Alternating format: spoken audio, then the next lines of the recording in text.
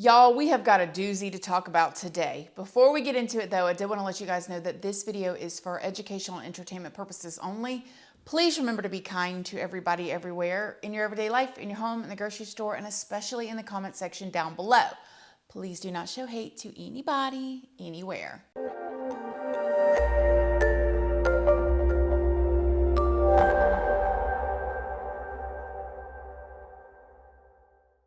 Good morning, my lovelies, my beauties, my friends. My name is Christina and welcome to my channel.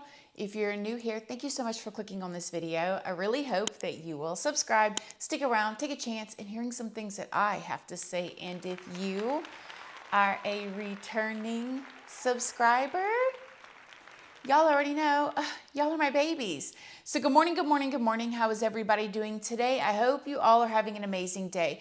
I hope you all had a wonderful 4th of July weekend or long weekend, hopefully, for those of y'all that are here in the U.S. I hope that y'all got Friday off, Saturday off, Sunday off, Monday off, and Tuesday off. And I hope y'all are watching this from home today because you got today off too. And if you didn't get the holiday off, thank you so much for working. We appreciate you guys. We love you guys. I hope you got paid time and a half. So in today's video, we're going to go over this very peculiar case that's going on literally right now. This is the situation of Rudy Farias. His real name is Rudolph, but he goes by Rudy. And this is pretty much everywhere right now. And I read about this a couple days ago, and the story was that Rudy went missing while walking his 2 dogs back in 2017 and has been missing for 8 years, and they just found him, like randomly just found him outside of a church, and it has been like this miracle. I've been reading up on it. I'm like, wow, like this is the story that we all want to hear about when we're looking into these cases where somebody is missing. Like there is hope, right? Like people can actually be out there and they can be found and found alive and be okay, and the family be brought back together and it be one happy ending. But let's talk about this, because since all of this has come out, there's also been some other weird rumblings that is just making this super strange. So I'm going to do like I typically do. I'm going to tell y'all everything that I know from the very public information that's already out there. Okay, I'm pulling my information from major news sources and information that's already out there. Then I'm going to filter it through my own words and my own opinions. So please go do your own research, form your own opinions. I was not there. I don't know these people. I'm just reporting on what's already out there. So let's just start back into Rudy's history a little bit, and then we can understand about like him going missing, walking his dogs, and all of that. So Rudy had been reported missing on March 6th of 2015 when he was walking his 2 dogs near Tidwell and Park Drive at around 6:30 p.m. in Houston, Texas. And at the time, he was wearing blue jeans, a black t-shirt, gray cotton gloves, and brown shoes. Rudy had an injured leg, which caused him to walk with a slight limp, and was known to suffer from depression, PTSD, and anxiety. Now, when Rudy went missing, people everywhere were looking for him. I mean, it was in the media. The family started a GoFundMe at some point, and people were just super upset. And when more information came out just about like Rudy, his personality, and his past, this is when we found out that Rudy had been through quite a few traumatic incidences in his just short 17 years of his life. His father had passed away just a couple years prior, but the thing that seemingly, according to his family, affected him the most was when his brother had passed away a few years before he went missing due to a motorcycle accident. And from what I understand, his brother was his best friend, like who he was with all the time, who he looked up to, who he talked to, who he confided in. It really brought on all this anxiety and PTSD and depression. The family went on to hire a private investigator in April of 2015, so just a month after he went missing while walking the dogs. They found Rudy's 2 dogs that he left walking with. They allegedly found his wallet in a park as well as his inhaler, because he did have asthma and used an inhaler. So it was completely strange, right? The dogs are there. He's 17 years old, 5'8", 200 pounds. I mean, he's not a tiny little boy. He's almost a grown, legally a man, right? He would have been 18 in October of that year. And he's missing. His inhaler's there, which they knew he would not leave without. His wallet, the dogs are gone, and poof, he's just completely disappeared. So they hire this private investigator the next month in April. From here, allegedly nobody could find him. The private investigator didn't come up with anything that we know of, but something weird happened because in 2018, just the following year after he went missing, the Houston police got a call from a family member saying that they saw Rudy sleeping out behind another family member's home. However, when the cops went out there to look for him, they allegedly could not find him. And throughout the years, there were different spottings of Rudy where the Houston police would get calls saying that they thought that they saw him in different places. So just think about how weird this is, right? Again, so he's disappeared, 5'8", 200 pounds, left his dog, his inhaler, everything. He's gone. Then the next year, a family member calls the police and says, hey, I see him sleeping in the backyard of this other family member's house. Weird.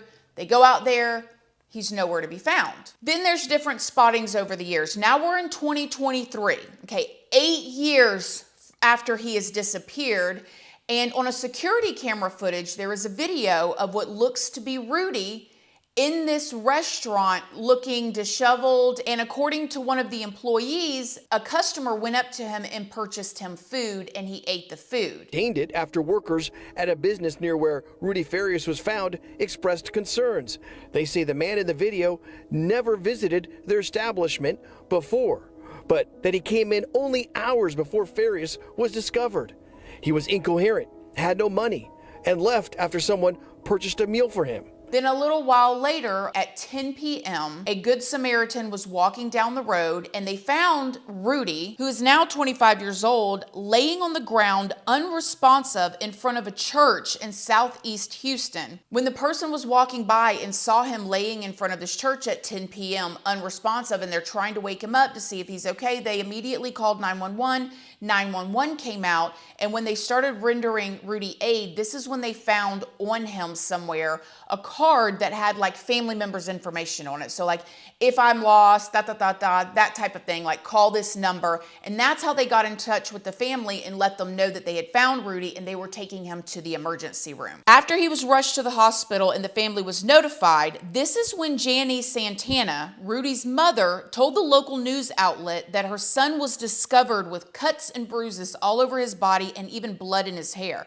And according to news sources, his family members made this post on social media. I'm only going to read parts of it because it is very long, but I will leave a link down to the news source in the description box if you guys want to click on it and read the whole thing for yourself. But it says that God only knows what he has endured during his time away from home. He's expressing that he's in a lot of pain. He flinches if you try to touch him or hug him, thinking we are going to strike him.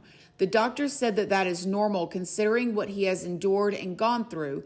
He thinks his name is Julio Torres and he's 14 now. The doctors said not to correct him, to just go with it for now until he can begin to receive further treatment to begin healing and recovery.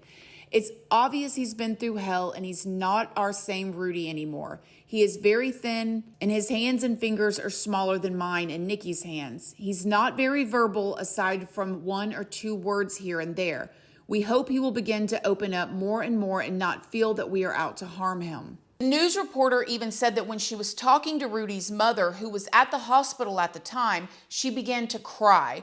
That she was crying because she didn't know basically what had happened to her son and he was in this state, and that he would not speak to anybody. And any time the people in the hospital tried to get him to talk, he would just immediately go into the fetal position. And so therefore, Rudy's mother asked the local media and the public to give them privacy while he heals.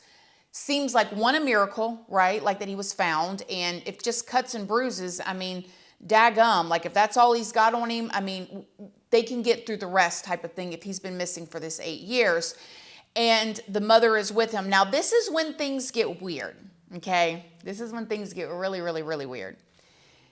Some of the neighbors of Rudy's mother come out when they saw all this stuff about missing Rudy, gone for 8 years, has been found. And so wait a minute. Dolph, as we call him, because they know him as his name, Rudolph, which is his first name. So they called him Dolph for short. They're like, he ain't been missing. He's been at his mother's house the whole time. Matter of fact, he comes down to our house all the time and talks and hangs out with us. And anytime he gets, where he's missing his brother or whatever, he goes and sits out in the woods, and he ain't missing. I don't know what his mom's talking about. Like, I'm confused right now. I'm like, what's going on? These neighbors are shocked after seeing reports that missing 25-year-old Rudy Farias was found after missing for 8 long years. Court records reveal his mother lives a few houses down from them, and they tell us her son lives there and they hang out with him often. He used to come in my garage Some boys and chill with us. chill with my cousin, my son, my daughter. She's at work right now, but that boy ain't been missing since he was no. Both say they've spoken to him in the last 5 months and even text. Other neighbors say they've seen him living there for years. We were chilling, laughing, good time. Some days he go to the park and sit in the park around the corner by himself. He said he had lost a brother in a motorcycle accident. I know when he's thinking about his brother, he really wouldn't come hang out. He'd go sit back there in the back, the woods, by himself. And now they're trying to wrap their heads around why he or his mom would ever say he's been missing for the past 8 years. Because again, not only there was a GoFundMe, there was all of this stuff about him being missing all this time. Now he was found out in front of this church, laid out at 10 p.m., and he just happened to have a card on him with a contact number for the family, which if he still had that card on him after 8 years of being missing from his family, that's a miracle. But the fact that his mother cried, allegedly, on the phone with the reporters, saying that she felt like he had been through all this stuff and that give them privacy while he heals, and it just seemed a little bit weird. So when the news media outlet reached back out to his mother in order to get a statement and saying, hey, we interviewed the neighbors and this is what they're saying, she said, no, they must have him confused with his cousin. I asked the mother about who the neighbors have been seeing, and she was insistent with me that the person they were seeing was her nephew. So she showed me a picture of her nephew. I showed that picture to the neighbors you just heard from, and they said, absolutely not. That is not the person they know as Dolph. So many questions here. So how weird is this? Now I'm going to tell y'all, I was digging about this at this point because I'm like, so I got to digging, and boy, did I find some stuff that leads me to believe there may be some funny stuff going on. Now, I'm not going to put it in this video because I don't know for sure, and at this point right now, this could be a case of a mother finding her long-lost son after 8 years, and I wouldn't want to disturb that. But I do want to say a couple things, though, before we wrap this video up, because I'm going to be following this, and there is an investigation going on. The mother allegedly shared photos with the media of her son, Rudy, in a hospital bed. And I want y'all to look at this right here. This young man has obviously had a haircut, and a good haircut. Any of y'all out there, you see that fade in the back. So if somebody had him this whole time and dropped him off at a church, they was getting him, looking right. That's a nice haircut right there, which seems odd to me. It seems like maybe if he was with somebody that he knew or cared about him, they would be giving him a haircut. I don't know. Seems weird. But I also looked at this photo compared to the guy that was in the restaurant, and it's two totally different haircuts. So after seeing this, I'm not convinced that the man in the restaurant looking for food was Rudy. But still, how did he end up there? And why do the neighbors say that they definitely know Rudy, but they call him Dolph, and he comes and hangs out at their house? And they are 100% convinced. And they live down the road from the mother. I don't know, y'all, man. That's weird. Okay, and this is just pure speculation here, just like pure thinking out loud, because the fact that the neighbors are seemingly 100% sure that they have hung out with Rudy before, who they refer to as Dolph. I think back to the family's Facebook post that we talked about. And in it, how they say that the man who they're saying is Rudy, who's in the hospital, they're saying that he believes his name is Julio Torres, and he believes he's 14. They also said that his skin is much darker, he's unrecognizable, his hands are smaller, his fingers are smaller. I don't know. I know that this is such a stretch to think about, but is that Rudy that's in the hospital? I mean, his face is completely covered, because if he's unrecognizable, his skin is darker, his hands are smaller, his fingers are smaller. Like, I don't know. I mean, your hands and fingers don't usually shrink when you become a 25-year-old man. I mean, he was 5'8" and 200 pounds in 2017. If that's Rudy, then who are the neighbors talking to? Oh my gosh, it's weird. It's weird. I hope that the family members got their Rudy back, and that this is Rudy and everything they said is true, and that he's okay, because there's an investigation going now, and if there's anything funny, it's going to come out.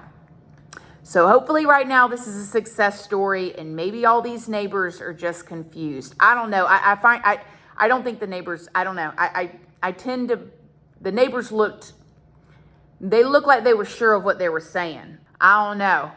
It's a little bit weird. What do you guys think? Have you heard about this?